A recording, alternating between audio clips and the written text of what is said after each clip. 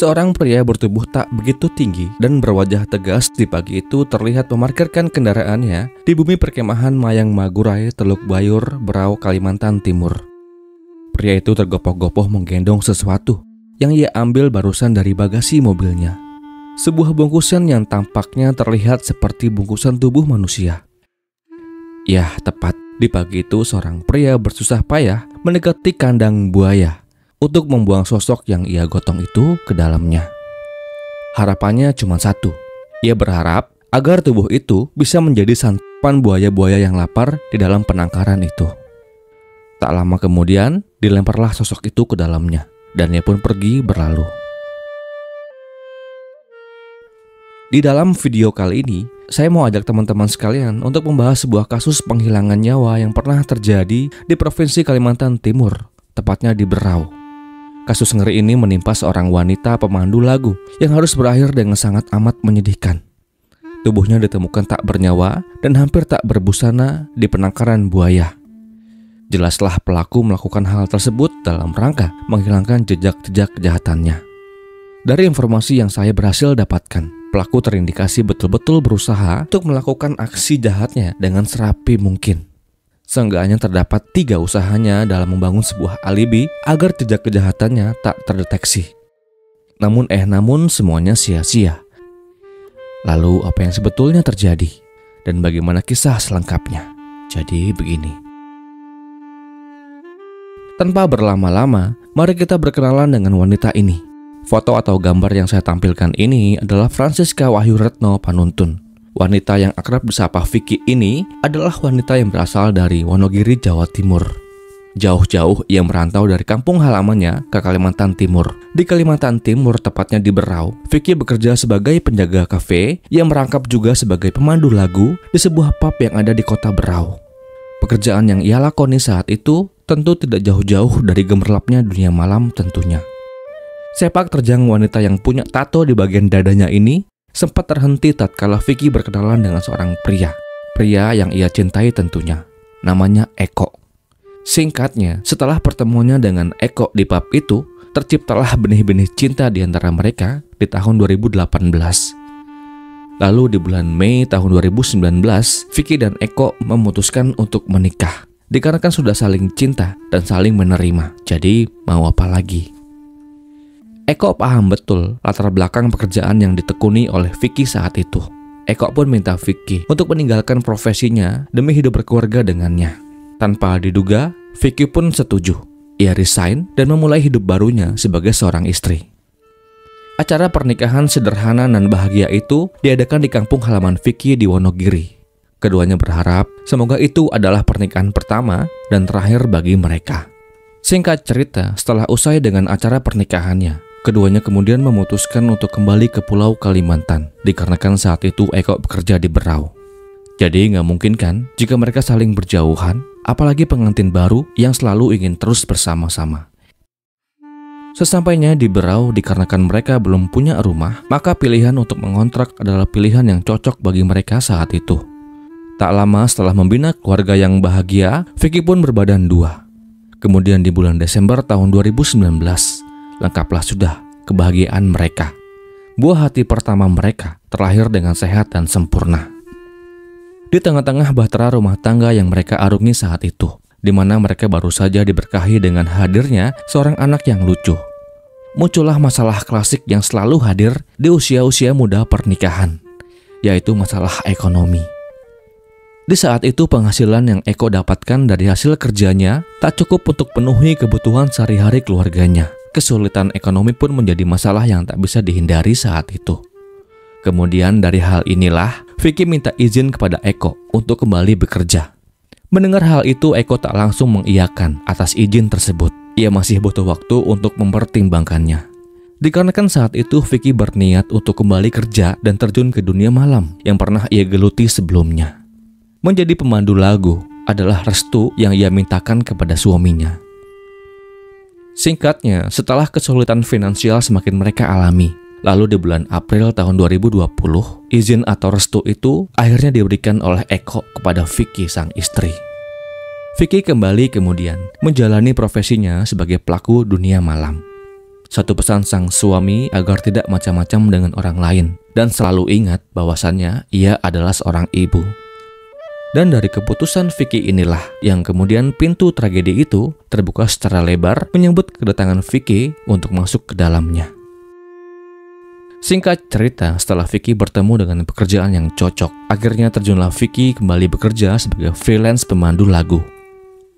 Bulan Agustus tahun 2020, atau 3 bulan setelah Vicky putuskan untuk bekerja, Vicky bertemu dan berkenalan dengan seorang pria yang sungguh manis di awal mereka berjumpa.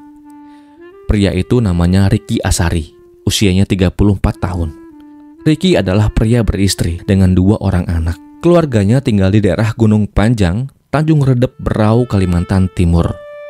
Di awal-awal karirnya, Ricky memulai debutnya sebagai sopir travel. Dan seiring waktu berjalan, serta bertambahnya jam terbangnya, diangkatlah Ricky menjadi koordinator lapangan di tempat di mana ia bekerja. Di balik sosoknya yang supel dan mudah bergaul itu, Ricky diketahui adalah mantan narapidana.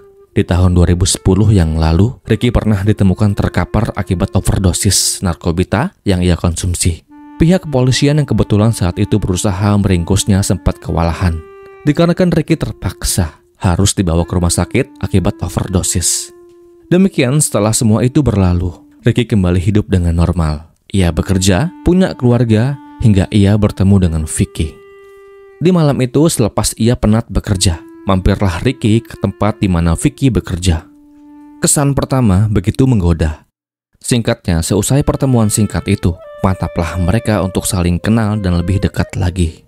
Ricky dan Vicky menjalani hubungan barunya itu dengan penuh keintiman dan gairah.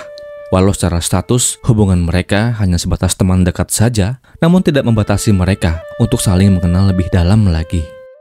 Dikatakan Ricky dan Vicky kerap kali melakukan hubungan layaknya pasangan suami dan istri. Hubungan terlarang itu membuat mereka lupa daratan. Vicky lupa akan keluarganya, Ricky pun sama. Entah apa yang membuat Vicky sehingga ia sampai-sampai berbuat sejauh itu. Mengingat Vicky baru saja memiliki momongan yang sedang lucu-lucunya. Pada bulan September tahun 2020, atau 1 bulan setelah hubungan gelap itu terjalin, Vicky mengatakan kepada Ricky bahwa saat itu ia sedang mengandung anak Ricky. Ia hamil katanya. Hal ini ia dasari oleh seringnya mereka bercumbu dan bercinta. Ricky tentu kaget mendengar hal itu. Ia tak begitu yakin jika hubungan itu sampai-sampai kebablasan seperti itu. Pernyataan singkat yang kala itu terucap dari Vicky awalnya tidak terlalu Ricky pedulikan. Masa bodoh katanya. Sempatlah mereka bertemu kembali, bercinta lagi dan lagi. Semuanya tampak normal-normal saja. Hingga pada suatu hari, Vicky mengatakan dengan serius bahwa dirinya sedang berbadan 2. Dan Vicky minta kepada Ricky untuk bertanggung jawab atas isi dalam perut Vicky. Bahkan saking seriusnya, Vicky sampai-sampai mengancam Ricky. Ancamannya jika tidak menceraikan istrinya, maka Vicky tidak akan segan-segan untuk melaporkan hubungan gelap tersebut kepada sang istri dan keluarganya. Mendengar hal itu, tentu Ricky panik. Ia tak suka atas ancaman yang Vicky tebar, dan Ricky juga nggak mau sampai hati menceraikan istrinya dan meninggalkan anak-anaknya. Dan dari hal inilah, rencana untuk menghabisi Vicky bermula. Memasuki bulan Oktober tahun 2020, atau 2 bulan setelah ia bertemu dengan Vicky, Ricky berpikir dengan keras untuk menemukan bagaimana cara untuk menghabisi Vicky. Saat itu tentu ia tak mau jejak kejahatannya nanti dicium oleh pihak yang berwenang. Jadi ia pun berusaha untuk bermain dengan serapi mungkin. 18 Oktober tahun 2020 adalah hari naas itu bermula. Setelah berpikir dengan masak-masak tentang cara yang akan ia ambil untuk menjalani aksinya, terciptalah setidaknya 3 cara yang akan ia pakai untuk mengaburkan jejak-jejak kejahatannya. Kita mulai yang pertama. 18 Oktober, Ricky mendatangi sebuah konter handphone. Di sana ia membeli 1 buah SIM card atau nomor handphone baru. Maksud Ricky membeli nomor handphone baru itu adalah nomor tersebut akan ia pakai untuk menghubungi Vicky di hari di mana ia akan menghilangkan nyawanya. Nomornya sengaja ia ganti agar nantinya pihak yang berwajib akan kesulitan menemukan siapa pemilik nomor baru tersebut. Lalu yang kedua, di tanggal 19 Oktober, Ricky mendatangi sebuah rental mobil di Berau. Di rental mobil itu, Ricky menyewa sebuah mobil Innova warna putih. Ia sengaja menyewa mobil Innova dikarenakan mobil itu memiliki kabin yang cukup luas. Dan menurut hematnya, hal itu akan membuatnya lebih leluasa untuk melakukan aksi kejinya. Juga ia sengaja tidak menggunakan kendaraan pribadinya, takut-takut nanti ada jejak yang ketinggalan. Dan lalu yang ketiga, saya akan terangkan di akhir video. Setelah dengan mantap dan yakin akan rencananya, dimulailah rencana busuknya itu. 20 Oktober tahun 2020, saat itu SIM card baru telah ia pasang di handphonenya dan kunci mobil telah ia terima. Ricky pun menghubungi Vicky dengan nomor barunya. Di malam itu sekira jam 7 waktu setempat, Vicky menerima pesan singkat dari nomor yang tak ia kenal. Awalnya ia tak menggubris pesan itu. Namun setelah tahu pemilik nomor itu adalah Ricky, barulah ia dengan serius menanggapi pesan yang masuk saat itu. Ricky saat itu mengajak Vicky untuk berjalan-jalan menikmati udara malam di kota Berau. Ajakan Ricky saat itu tak langsung diiyakan oleh Vicky. Dikarenakan saat itu ia sedang berada di rumah menunggu suaminya pulang kerja sambil menjaga buah hatinya. Namun dikarenakan terus mendesak, akhirnya ajakan itu pun diiyakan oleh Vicky. Tapi Vicky minta Ricky untuk bersabar sampai Eko pulang ke rumah. Dikarenakan malam itu sang suami sedang lembur di tempat kerjanya. Jadi mungkin agak malam baru bisalah mereka untuk bertemu. Tak lama setelah sambungan itu terputus, Vicky kemudian menghubungi Eko. Ia minta agar Eko segera pulang untuk menggantikannya menjaga buah hatinya. Katanya sih Vicky di malam itu ada panggilan kerjaan, dikarenakan ada tamu yang ingin ditemani untuk berkaraoke. Tak lama kemudian setelah sambungan itu terputus, pulanglah Eko ke rumahnya. Dan setelah bersiap dan menyantap makan malamnya, pergilah Vicky menemui Ricky. Ricky sempat meminta Vicky untuk menjemputnya di depan rumahnya saja. Namun permintaan itu tentu ditolak oleh Vicky. Dikarenakan saat itu di rumahnya ada suaminya Eko. Ia tak mau jika sampai-sampai Eko tahu hubungan gelap yang sedang ia jalani saat itu. Vicky meminta untuk dijemput di depan rumah sakit Dr. Abdul Rifai di Jalan Pulau Panjang, Tanjung Redep. Singkat cerita, berangkatlah Vicky dengan menggunakan sepeda motor Honda Beat-nya menuju tempat terjanji. Di parkiran rumah sakit itulah Vicky memarkirkan sepeda motornya. Dan dia pun pergi menggunakan mobil rental Innova putih yang dibawa oleh Ricky. Petualangan malam penuh gairah itu pun bermula.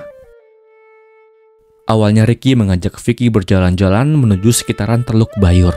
Saat itu entah kemana arah tujuannya, yang jelas Vicky suka-suka aja jika berada di dekat Ricky saat itu. Di Teluk Bayur di sebuah sudut jalan yang agak sepi, Ricky kemudian sengaja menghentikan laju mobilnya. Saat itu dengan sedikit rayuan yang Ricky layangkan, Ricky mengajak Vicky untuk melakukan hubungan badan. Dan tanpa berlama-lama, diiyakanlah ajakan itu.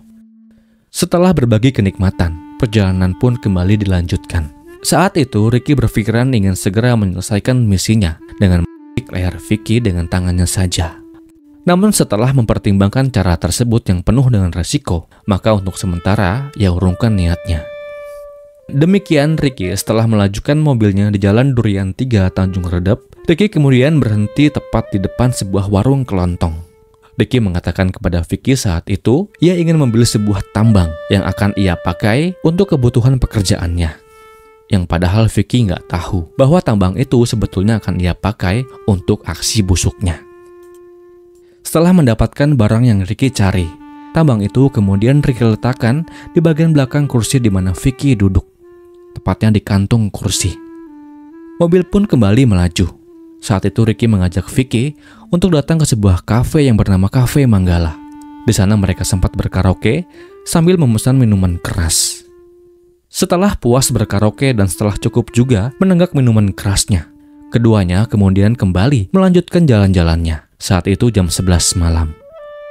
Di saat yang bersamaan, Eko suami Vicky mulai gelisah menanti kepulangan sang istri yang katanya keluar tak akan lama.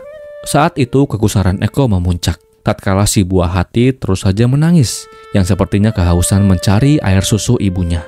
Lelah menunggu, tak lama kemudian Eko pun tertidur. Sementara Eko dan buah hatinya tertidur dikarenakan capek menunggu, Vicky dan Ricky sedang asik berjalan-jalan menyusuri kota di malam menjelang pagi itu. Lalu sekira jam 12 malam, Ricky kembali menghentikan laju mobilnya di Jalan Poros Labanan, Teluk Bayur.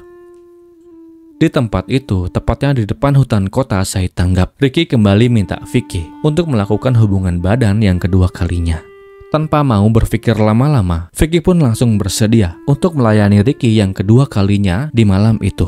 Saat itu Ricky mengajak Vicky untuk melakukan hubungan badan itu di baris kedua mobil Innova yang Ricky sewa. Alasannya baris kedua mobil itu cukup lapang. Tanpa curiga diturutilah perintah Ricky. Segera setelah semuanya siap dengan posisinya masing-masing, Ricky kemudian meminta Vicky untuk membalikan tubuhnya. Kembali Vicky tak mau mengulur waktu, ia segera memposisikan tubuhnya membelakangi Ricky. Namun bukannya mendapatkan cumbuan hangat dari Ricky, malah tali tambang begitu kuat mencengkram lehernya. Tanpa ampun Ricky tak mau begitu saja melepaskan jerat tali itu. Ia tak mau hidup susah dengan terus dihantui dan dikejar-kejar oleh permintaan Vicky untuk bertanggung jawab atas kehamilan yang katanya Vicky alami saat itu. Jeratan tali berangsur-angsur Ricky kendurkan, tatkala Vicky mulai lemas dan tak berdaya. Dan untuk semakin meyakinkan bahwa targetnya telah sungguh-sungguh tak bernyawa, Ricky kemudian mengambil lakban coklat yang ia temukan di laci dashboard mobil. Lalu ia bungkus wajah Vicky dengan lakban itu. Bagian hidung dan mulut tak luput juga dari balutan lakban Ricky. Begitu juga dengan kedua tangan dan kaki Vicky. Dan di malam itu, Vicky pun dipanggil Tuhan Yang Maha Kuasa. Saya turut berduka cita. Setelah dipastikan tak bernyawa, kemudian tubuh Vicky dipindahkan ke bagasi mobil dan ia tutupi dengan jaket milik Vicky. Demikian setelah aksi busuknya berhasil ia jalani, Ricky membuang barang-barang bawaan Vicky secara terpisah. Lalu dikarenakan sudah pukul 2 dini hari saat itu dan Ricky sudah mulai mengantuk, lalu diparkirkanlah mobil itu di sebuah halte bis di kawasan sebuah perusahaan. Di tempat itu, Ricky menaruh mobilnya dan dia pun pergi meninggalkannya. Saat itu Ricky tidur di rumah temannya yang tak jauh dari lokasi. Sekira jam 5 pagi Ricky bangun dari tidurnya. Ia segera bergegas menuju tempat di mana ia parkirkan mobilnya yang berisi tubuh Vicky itu. Singkatnya, di pagi-pagi buta itu, Ricky segera melajukan mobilnya kembali menuju bumi perkemahan Mayang Magurai. Di sana Ricky paham betul bahwa tempat itu terdapat tempat penangkaran buaya. Dan Ricky berniat untuk mencampakkan tubuh Vicky di sana.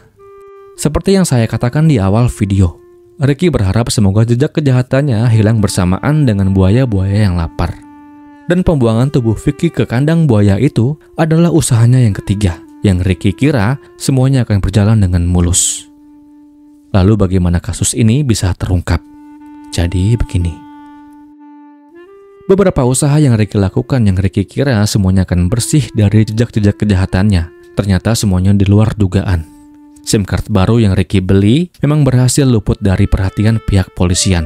Namun mobil Innova putih sewaan itu ternyata terpasang GPS. Alat itu sengaja dipasang oleh sang pemilik dikarenakan maraknya pencurian mobil di saat itu. GPS itu juga merekam semua rute yang dilalui oleh Ricky di malam itu. Pemeriksaan juga menyasar rekaman CCTV yang merekam detik-detik di mana Vicky menaiki mobil itu di depan sebuah rumah sakit. Pemeriksaan CCTV ini didasarkan atas laporan hilangnya Vicky dan temuan sepeda motornya di halaman rumah sakit itu. Sialnya lagi, tubuh Vicky yang dengan susah payah Ricky buang ke kandang buaya itu tidak pula sampai menyentuh area di mana atau tempat buaya itu bertengger. Tubuhnya hanya terjatuh tak jauh dari tembok pembatas. Jadi dengan posisi demikian susah bagi penghuni-penghuni tersebut untuk menyantapnya. Ricky sempatlah ingin turun dan menyeret tubuhnya masuk ke dalam kolam. Namun dikarenakan ia takut malah nanti ia yang jadi santapan buaya, maka diurungkanlah niatnya saat itu. Hingga tubuh Vicky ditemukan oleh pengunjung bumi perkemahan di hari yang sama. Sang suami yang mendapatkan kabar bahwa istrinya ditemukan tak bernyawa, saat itu segera menyudahi pencarian panjangnya di malam itu. Sempatlah pula Eko mencari sang istri di berbagai tempat pusat hiburan seperti kafe, pub, hotel, dan lain sebagainya. Dan akhir pencariannya harus terhenti di kamar mayat rumah sakit Dr. Abdul Rifai, Berau. Dalam pemeriksaan autopsi yang dilakukan oleh pihak penyidik, didapatkan fakta bahwa Vicky ketika ditemukan tidak sedang mengandung. Jadi, desakan Vicky terhadap Ricky hanya sebatas ancaman saja. Rencana yang telah tersusun dengan rapi dan bersih itu terpatahkan oleh sebuah teori betapa kejahatan itu tak ada yang sempurna. Apalagi manusia itu tempatnya salah dan lupa. 25 Oktober atau 4 hari setelah pelariannya, Ricky kemudian berhasil diamankan di rumah kakaknya di Kalimantan Tengah. Atas kejahatan yang telah ia lakukan, kemudian Majelis Hakim Pengadilan Negeri Tanjung Redep melalui majelis hakimnya menjatuhkan vonis 18 tahun penjara untuk Ricky Asari. Semoga hukuman tersebut cukup untuk mengganjar Ricky atas segala kejahatannya. Dan kisah ini pun berakhir.